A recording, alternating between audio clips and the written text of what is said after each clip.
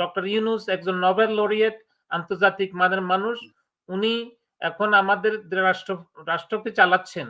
উনি এই জিনিসগুলো ভালো বুঝবেন এবং ভালো করবেন। আমি বিশ্বাস করি যে উনি এটা নিয়ে এগিয়ে যাবেন এবং এটা নিয়ে আন্তর্জাতিক আদালতে উনার বক্তব্য রাখবেন। কারণ একটা দেশের প্রতি এত বড় জুলুম যে তারা পানি ছেড়ে দিয়ে, এটা কত বড় অমানবিক, কত বড় অরাজনৈতিক, কত বড় মানে আপনার নিষ্ঠুরতা। এটা যদি বিচার না হয় আন্তর্জাতিক আদালতে, তাহলে তো আমাদের প্রশ্ন থেকেই যাবে। কারণ এটা তো একটা দেশ। এতগুলি মানুষ নিহত হচ্ছে, এতগুলি মানুষ তার সম্পদ হারাচ্ছে এবং এটা রিকভারি দেওয়া এই দেশের পক্ষে অনেক সময় লাগবে। সেই রিকভারিটা আমরা তাদের কাছ থেকে চাই যারা এই অপরাধের সাথে জড়িত। ইতিহাসের প্রথম লগ্ন থেকে যে ফারাক্কা বাঁধ নিয়ে, তিস্তা বাঁধ নিয়ে বিভিন্ন সময় ভারতের সাথে যে আমাদের চুক্তিগুলো বা ভারতের সাথে যে আমাদের সম্পর্কগুলো, এগুলি বিভিন্ন সময়ে আপ ডাউন করেছে। অনেকটা সময় আমরা মনে করতাম যে এটার একটা সমাধান হবে। কিন্তু সমাধান তো হচ্ছে না, বরং দিন, দিন এটা আরো মানে এতটাই বাড়তেছে যে আমাদের সারা সমতল ভূমির এই বাংলাদেশের ২০ কোটি মানুষের নিরাপত্তাটুকু এখন আর নেই। যার কারণে আমাদেরকে এটা একটা সমাধানের পথ আমাদেরকে অবশ্যই খুঁজতে হবে এবং আমরা সেই পথে এগোবো। এটা আমি বিশ্বাস করি এবং আগামী দিনে আ বাংলাদেশের যে নতুন সরকার, এখনো সম্ভবত ১ মাস হয় নাই। তারা একটা মানে একটা আনস্টেবল পজিশন এর মধ্যে দিয়ে যাচ্ছে। সেই ক্ষেত্রে এত বড় একটা দুর্যোগ, সেটা মোকাবেলা করা কঠিন। আমি মনে করি এই ক্ষেত্রে আমাদের যারা প্রবাসে আছেন তাদের যে আন্তরিকতা, উদ্বেগ, সেটার মধ্যে কোনো কমতি নেই। আমার একটু মানে সন্দেহ পোষণ করতেছি বা আমার একটু খারাপ লাগতেছে যে এই বিষয়ে আন্তর্জাতিক মহলের ওইভাবে কোনো মানে বক্তব্য বা ওইভাবে কোনো সহযোগিতা বা ওইভাবে কোনো আকাঙ্খা আমি দেখতেছি না। যার কারণে যদি ভারত এটা অন্যায়ভাবে আমাদের উপর করে থাকে, তাদের বিভিন্ন এক্সকিউজ দিয়ে বা বিভিন্ন রকম যে পানি উপচে পড়ছে বা এটা না করলে এটা হতো, এগুলো তদন্ত সাপেক্ষ। যদি তারা দোষী হয়, কারণ নদী নিয়ে বা নদীর যে মানে আলোচনা সমালোচনা, সেটা আমার আপনার বক্তব্য না। এটা আন্তর্জাতিক একটা সীমাবদ্ধতা আছে সেখানে যে তারা কতটুকু পানি ছাড়বে, কতটুকু ছাড়বে না, একটা নিয়মের মধ্যে আছে। সেই নিয়মটা তারা ভায়োলেট কিভাবে করলো? যদি করে থাকেন, সেই ক্ষেত্রে এটা আন্তর্জাতিক একটা আদালতের আ আনা উচিত এবং আন্তর্জাতিক আদালত এটা তদন্ত করে এটার বিচার করবে। যদি তারা বাংলাদেশের লোককে এভাবে ক্ষতিগ্রস্ত করে থাকে, তাহলে তাদের তাই দায় স্বীকার করতে হবে, এটার জন্য তারা কম্পেনসেশন দিতে হবে। কারণ একটা দেশের প্রতি এত বড় জুলুম যে তারা পানি ছেড়ে দিয়ে, এটা কত বড় অমানবিক, কত বড় অরাজনৈতিক, কত বড় মানে আপনার নিষ্ঠুরতা। এটা যদি বিচার না হয় আন্তর্জাতিক আদালতে, তাহলে তো আমাদের প্রশ্ন থেকেই যাবে।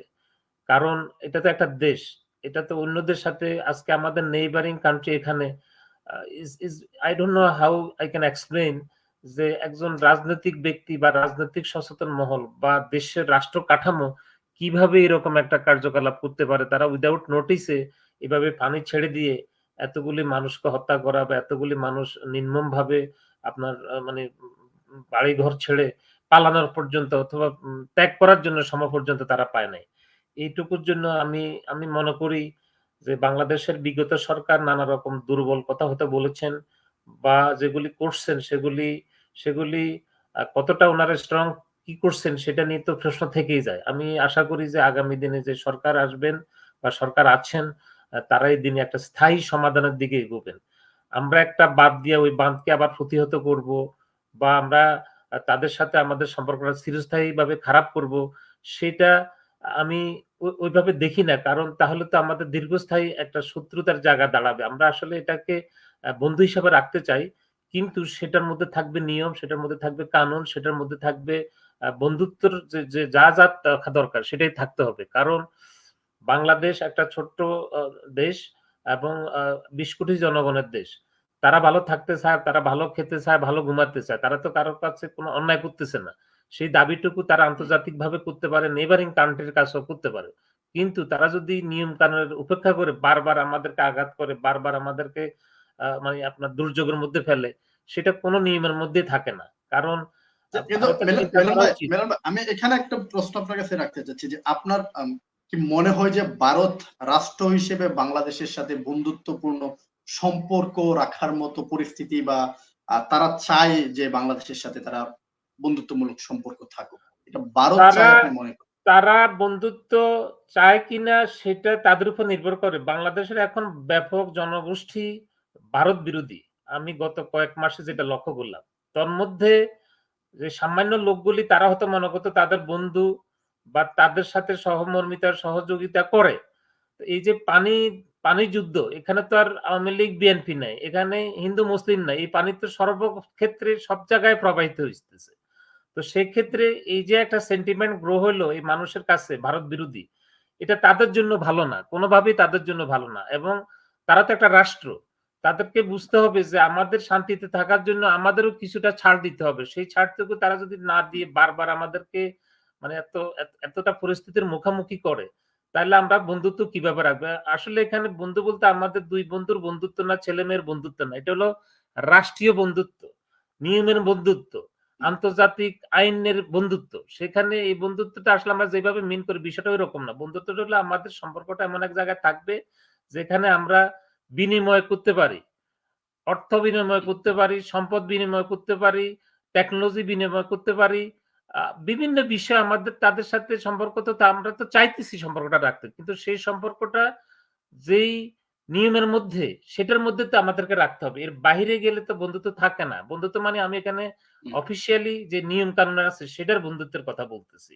এখানে ব্যক্তিগত বন্ধুত্বের কথা না। কারণ বাংলাদেশের যে চারদিকের দেশ, ৩ দিকেই ভারতের আমাদের সীমানা। সেই ক্ষেত্রে তারাও তাদের সীমানা পাহারা দিচ্ছে, আমরাও আমাদের সীমানা পাহারা দিতেছি। সেখানে একটা সমঝোতার বিষয় থাকে। আমি মনে করি যে তারা যখন পিসফুল থাকতে চাইবে তখন আমাদেরকেও তাদের পিসফুল রাখার চেষ্টা করতে হবে। আমরা পিসফুল থাকবো না, তারা কিভাবে থাকবে? বিষয়টা তো এরকম। সুতরাং তাদের যে 7 সিস্টার এটার সাথেও এটার একটা সম্পর্ক আছে। আজকে ত্রিপুরাতে যে মানে তারা যে বাঁধটা ছেড়ে দিচ্ছে, ডোমর বাঁধ, এটার কথা আমি আগে কখনো ওইভাবে শুনি নাই।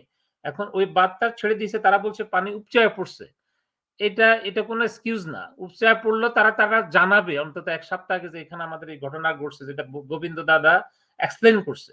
সুতরাং আমি বিশ্বাস করি যে রাজনৈতিক যে rhetoric সেটা এখন অনেকে মনে করতেছে যে গত ২ মাসে যে ঘটনাগুলো ঘটছে মনির, তাতে তারা ক্ষুব্ধ হয়ে করতেছে।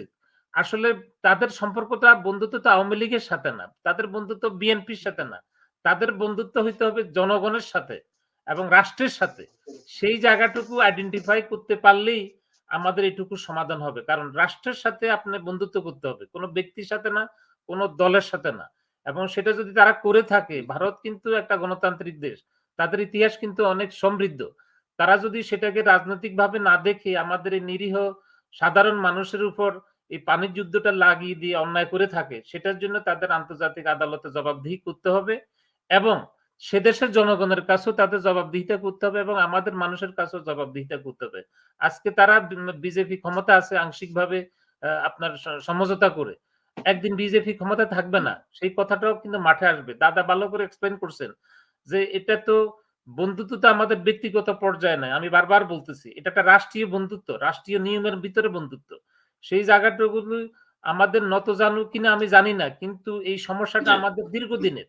আর সেটার পরিণতি এই আধুনিক যুগে আইসা এই পানির বাঁধ দেওয়া বা পানিকে সংরক্ষণ করা বা পানিকে সমপরিমাণে ছাড়া, সেই সময় আইসা আমাদের এই মানুষগুলোকে এইভাবে নির্মমভাবে নিহত করা, আহত করা এবং ঘর ছাড়া করা বা আমাদের সম্পদ নষ্ট করা, এটা কোন পৃথিবীর কোন দেশ, কোন মানুষ সাপোর্ট করবে কিনা আমি জানি না। কিন্তু এটা বড় জি, অন্যায় এবং মানে অপরাধ। দ্বিতীয়বার আর যদি প্রাকৃতিকভাবে যেইটুকু হতেছে সেটার কারো হাত নাই। কিন্তু যদি কারো হাত থাকে, কারো অন্যায় থাকে, কারো উদ্দেশ্য প্রণোদিতভাবে অপরাধ করে থাকে, এটা তাদেরকে বিচারের কাঠগড়ায় দাঁড়াতে হবে এবং আমি বিশ্বাস করি আ আ ডক্টর ইউনূস একজন নোবেল লরিয়েট, আন্তর্জাতিক মানের মানুষ। উনি এখন আমাদের রাষ্ট্রকে চালাচ্ছেন। উনি এই জিনিসগুলো ভালো বুঝবেন এবং ভালো করবেন। আমি বিশ্বাস করি যে উনি এটা নিয়ে এগিয়ে যাবেন এবং এটা নিয়ে আন্তর্জাতিক আদালতে উনার বক্তব্য রাখবেন।